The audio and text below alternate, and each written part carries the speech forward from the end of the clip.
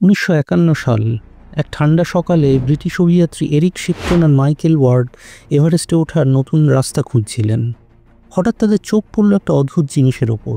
বরফের মধ্যে একটা পায়ের ছাপ, 13 ইঞ্চি লম্বা, দেখতে অনেকটা মানুষের পায়ের মতো, কিন্তু বুড়ো আঙুলের পাশে একটা অতিরিক্ত অংশ রয়েছে।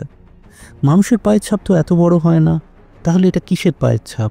তবে কি কোনো অজানা প্রাণী নির্জন এই বরফের পাহাড়ে ঘুরে বেড়ায়? আজ আমরা কথা বলবো হিমালয়ের সবথেকে রহস্যময় প্রাণী ইয়েতি নিয়ে। এটা কিন্তু শুধুমাত্র একটা গল্প নয়, এমন এক রহস্য যা নিয়ে বিজ্ঞানীরা বছরের পর বছর ধরে মাথা ঘামিয়েছেন।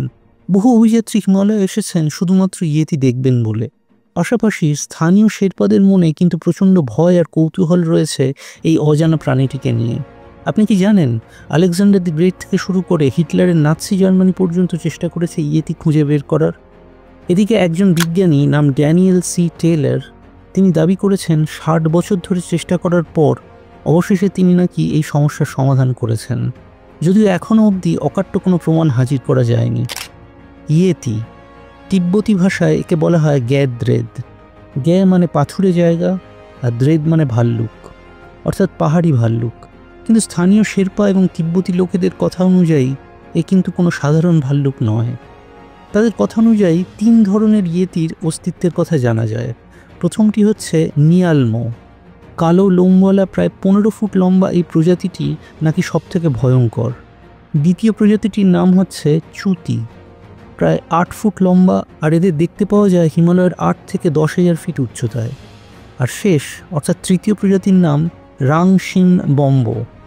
এরা উচ্চতায় ছোট হয়, 3 থেকে 5 ফুট লম্বা, আর গায়ের রং হয় লালচে বাদামি। কিন্তু একে শুধুমাত্র একটা কাহিনী, একটা গল্প, নাকি সত্যি এরকম কোনো প্রাণীর অস্তিত্ব আছে? চলুন দেখে নেওয়া যাক ঐতিহাসিকভাবে ইয়েতির গল্প কতটা পুরনো। প্রায় 2300 বছর আগে গ্রিক সম্রাট আলেকজান্ডার ভারত আক্রমণ করেন। সিন্ধু উপত্যকায় আসার পর তার কানে এই ইয়েতির গল্প আসে, ফলে তিনি খুবই উৎসাহিত হয়ে পড়েন একটি দেখার জন্য। কিন্তু দুর্ভাগ্যের বিষয়, তার পক্ষে কোনো ইয়েতি দেখা সম্ভব হয়নি। এমনকি বৌদ্ধ ধর্মের সময় থেকেই হিমালয়ের উপজাতিরা ইয়েতিকে পাহাড়ের দেবতা বলে পুজো করত। লেপচা জনগোষ্ঠী একে শিকারের দেবতা বলে মানত। পরে তিব্বতী বৌদ্ধ ধর্মেও ইয়েতিকে প্রকৃতির রক্ষক হিসেবে স্বীকার করে নেওয়া হয়। কিন্তু আধুনিক যুগে ইয়েতির প্রতি এত আগ্রহ তৈরি হলো কিভাবে? 1921 সালে লেফটেন্যান্ট কর্নেল চার্লস হাওয়ার্ড বারি প্রথমবার এভারেস্ট অভিযানে গিয়েছিলেন। প্রায় 21,000 ফুট উচ্চতায় বরফের ওপর তিনি কিছু অদ্ভুত পায়ের ছাপ দেখতে পান। তিনি কিন্তু একবারের জন্য ভাবেননি এগুলো ইয়েতির পায়ের ছাপ।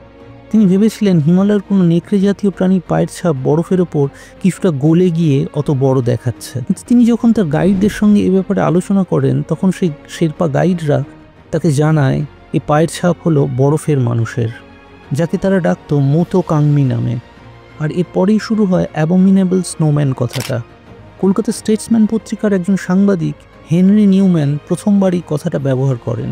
তিনি মোতো শব্দটিকে ভুল করে নোংরা ভেবে ঘৃণ্য তুষারমানব বলে লিখে ফেলেন।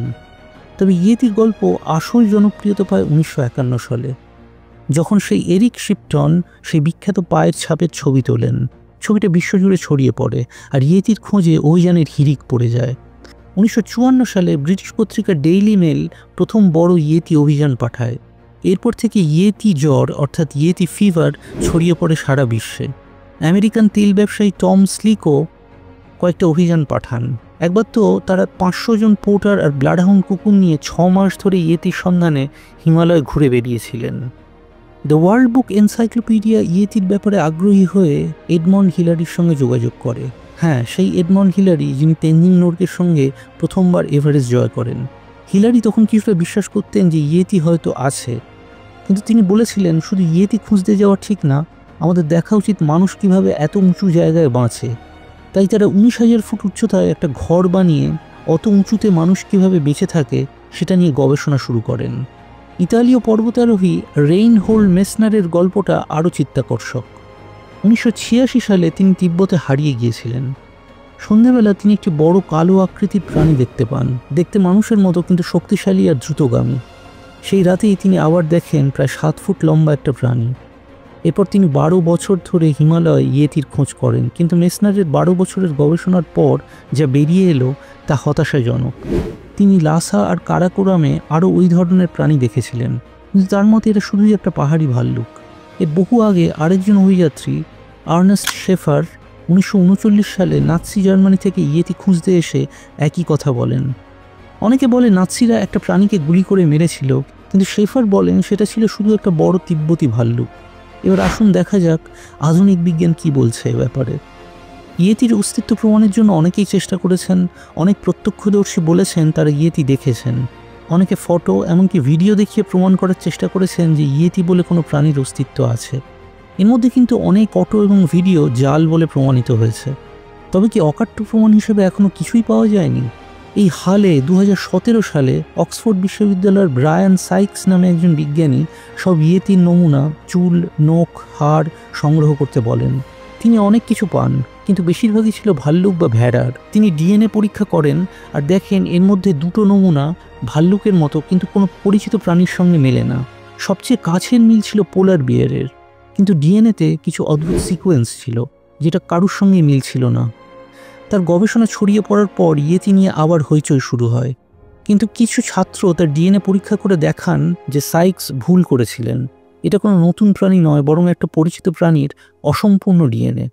এবার আসা যাক ড্যানিয়েল টেইলারের কথায়, যিনি একটি বই লিখেছেন Yeti the ecology of A mystery. তার দাবি তিনি 60 বছর ধরে ইয়েতির খোঁজ করেছেন হিমালয়ে। শেষ পর্যন্ত তিনি নেপালের বারুন উপত্যকায় কয়েকটি তাজা পায়ের ছাপ দেখতে পান।